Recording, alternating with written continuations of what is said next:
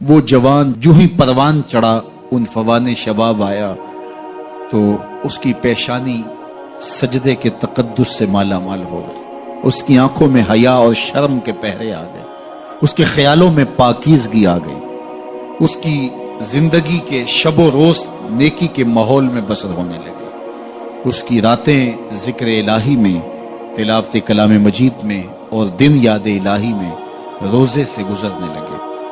وہ جوان جس کی جوانی اللہ کی عبادت میں گزری، کیونکہ جوانی اگر عبادت میں گزر گئی تو بڑھاپا تو پر نور ہے ہی ہے۔ سب سے مشکل مرحلہ زندگی کا جوانی کا ہے۔ شیطان زیادہ ورغلاتا ہے کسی شخص کو جب وہ جوانی کے مرحلوں سے گزر رہا ہوتا ہے۔ تو جس کی جوانی خیریت کے ساتھ گزر گئی اور اس نے اپنی جوانی کے تقدس کو محفوظ رکھ کے منزل تک پہنچا لیا، اپنی عصمت کے جوہر کی حفاظت کی، اپنی آبرو کو لٹنے نہیں دیا، اپنی آنکھوں کی شرم و حیا پر پہرے بٹھائے اور آنکھ کو برباد نہیں ہونے دیا اور اپنی زندگی کے تقدس کا پہرا دیا، تو جو جوان اپنی جوانی کو خیریت کے ساتھ گزار گیا۔ کسی نے کہا تھا نا، کتاب زیست کا ایک اور باب ختم ہوا، شباب ختم ہوا، ایک عذاب ختم ہوا۔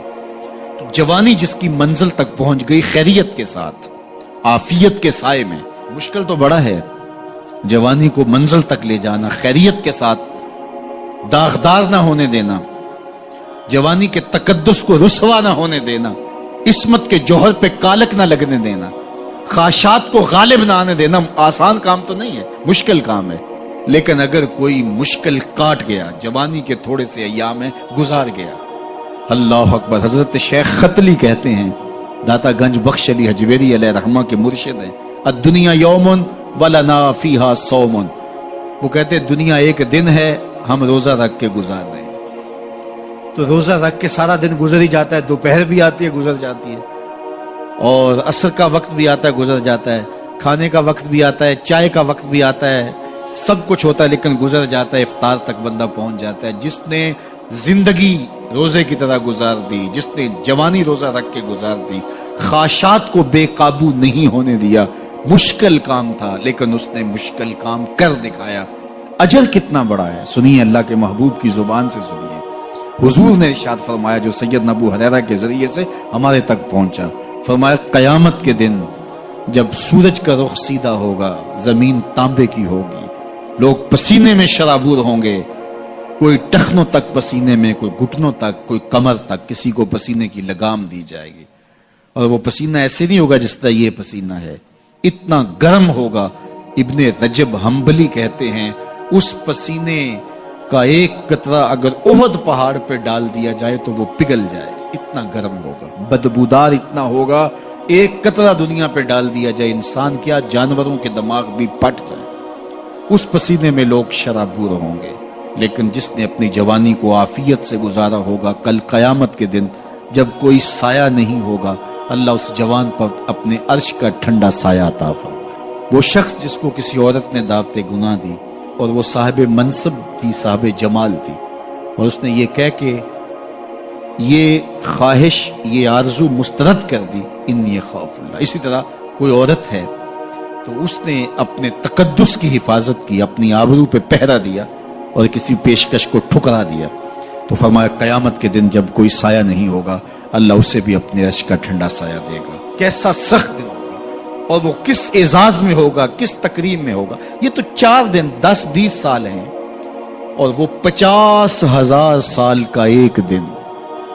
پھر اس کو اللہ کا شکر ادا کرنا ہوگا کہ اللہ تو نے کتنا کرم کیا میرے اوپر کہ میری جوانی خیریت اور عافیت سے گزری، اور آج اس کا تو کتنا بہتر صلہ مجھ کو دے دے۔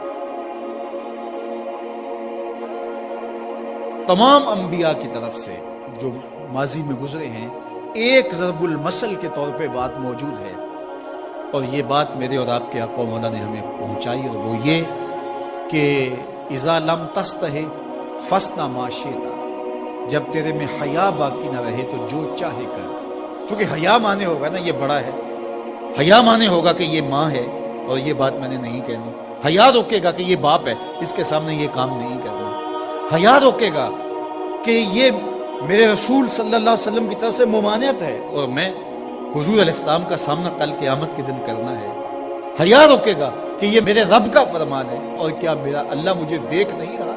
حیا ہے تو گناہوں سے خود بخود روکو گے، کوئی کیمرہ نہیں تو پھر بھی رک جاؤ گے، کوئی سیکورٹی نہیں تو پھر بھی رک جاؤ گے، کوئی واچ نہیں کر رہا پھر بھی رکو گے، بند کمرے میں بھی رکو گے، اپنے رب سے حیا کرو۔ لیکن اگر رب سے حیا نہیں ہوگا، اس کے رسول سے حیا نہیں ہوگا، تو پھر جو مرضی کرو، پھر تمہیں نہ کوئی کیمرہ روک سکتا ہے، نہ باپ روک سکتا ہے، نہ ماں روک سکتی ہے، نہ بڑا بھائی روک سکتا ہے، کوئی نہیں روک سکتا تمہیں جب تمہارے اندر حیا نہیں ہے۔ حیا ہوگا تو پھر گناہوں سے خود بخود بچتے چلے جاؤ گے، برے اعمال سے بچتے چلے جاؤ گے، بد اخلاقی سے بچو گے، زبان سے جملہ نکالنے سے قبل سوچو گے کہ یہ جملہ مناسب نہیں ہے تو میں اس کو کبھی بھی نہیں بول سکتا، اس لیے کہ حیا مانے ہو جائے گا اور طبیعتوں کے اندر ایک نور پیدا ہوتا چلا جائے گا، اور یہ پردہ جب اٹھ گیا اور یہ ڈر جب ختم ہو گیا تو پھر راستے صاف ہو جاتے ہیں، جو مرضی کرتا رہو، پھر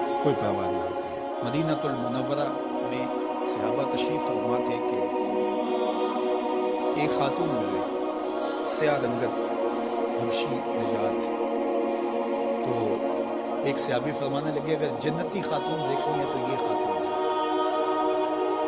تو پوچھا کہ یہ کیسے؟ کہا ایک دن یہ خاتون حضور کے پاس آئی اور اس نے کہا حضور مجھے مرگی کے دورے پڑتے ہیں تو میرے لیے دعا کر دیجیے کہ اس مرض سے مجھے نجات ملے۔ تو آقا کریم علیہ السلام نے فرمایا اگر تم کہو تو میں دعا کر دیتا ہوں اور یہ دورے تمہیں نہیں پڑیں گے، اور اگر تم ان پہ صبر کر لو تو میں تمہیں جنت کا وعدہ دوں۔ اب تمہارے ہاتھ میں ہے، جو چاہو کر لو۔ اس خاتون نے بغیر تأمل کے کہا مجھے جنت والا وعدہ قبول ہے، دورے پڑتے رہے کوئی بات نہیں، مجھے جنت والا وعدہ قبول ہے۔ ایک نقطے وچ گل مکدی اے، او ایک نقطے وچ گل مکدی اے،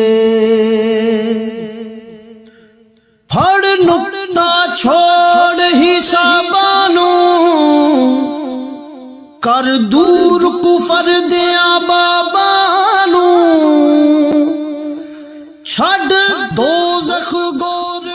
لیکن حضور ایک کرم میرے پہ فرمایا، وہ یہ کہ جب مجھے دورہ پڑتا ہے تو میں گر پڑتا ہوں، تو گر جانے کی وجہ سے سطر کا خیال نہیں رہتا، ظاہر ہے بے ہوشی ہو جاتی ہے، تو میرے پہ یہ کرم فرمائیے، دعا کیجئے جب میں گروں تو اللہ میرے سطر کی حفاظت کرے۔ تو حضور نے یہ دعا کری۔ اب وہ گرتی تھی لیکن اس کا سطر نہیں کھلتا تھا، اللہ اکبر۔ تو اس کو کتنا خیال تھا اپنے پردے کا، کتنا خیال تھا اپنے سطر کا۔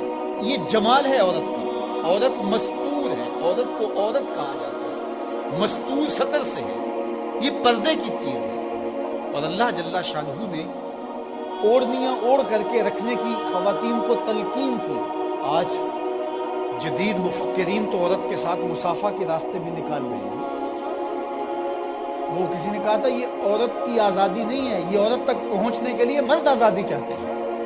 عورت سمجھتی ہے مجھے آزادی مل رہی ہے، یہ تجھے آزادی نہیں دی جا رہی، یہ تیری آبرو کو، تیری عزت کو، تیری ناموس کو تار تار کرنے کے لیے یہ مرد آزادی چاہ رہا ہے، یہ آوارہ لوگ آزادی چاہ رہے ہیں۔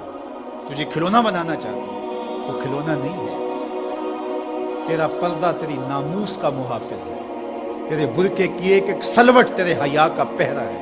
آج مغرب مختلف ذرائع سے ہم سے یہ جوہر چھیننا چاہتا ہے، تو اب ہمارے اوپر تہذیبی یلغار کے ذریعے سے، میڈیا یلغار کے ذریعے سے، تمدنی یلغار کے ذریعے سے، مختلف ناموں سے، مختلف ایام منانے کے ذرائع سے ہم سے اگر ہمارے جوہر حیا کو چھین لیا جاتا ہے تو ہمارے پلے کیا بچتا ہے؟ کیا ہم گگو کوڑا قوم ہے کہ جو کوئی لے کے آئے اور اسی کے پیچھے چل پڑے؟ کیا ہمیں نہیں پتا کہ ہم کون ہیں؟ ہماری بھی کوئی بنیاد ہے، ہماری کوئی ساکھ ہے، ہمارے ابا و اجداد ہیں، ہمارے اوپر کتاب اتری ہے، ہمارے آقا نبیوں کے امام ہیں، ہمیں پورا کامل اکمل دین دیا گیا ہے۔ کیا ہم وسیع ظرفی کے نام سے، روشن خیالی کے نام سے سب کچھ اختیار کر لیں گے؟ یا ہمیں سوچنا پڑے گا کہ ہمارے دین کی شناخت کیا ہے؟ تو میرے حضور نے فرمایا ہر دین کی ایک الگ شناخت، الگ پہچان اور نمایاں نشان اور علامت ہوتی ہے۔ اسلام کی وہ نمایاں علامت حیا ہے۔ اگر حیا ہے تو دین ہے، اگر حیا نہیں ہے تو دین نہیں ہے۔ تو اللہ ہمیں حیا کے نور سے مالا مال کرے، ہماری نسل نو کی بالخصوص حفاظت کرے، ہماری بیٹیوں، بہنوں اور مستورات اسلام بناتے دین کی اللہ خاص طور پہ حفاظت فرمائے، آنکھوں میں شرم اور حیا کے نور کو پیدا کرے، اور ہمارے باطن بھی حیا کے نور سے مالا مال ہو۔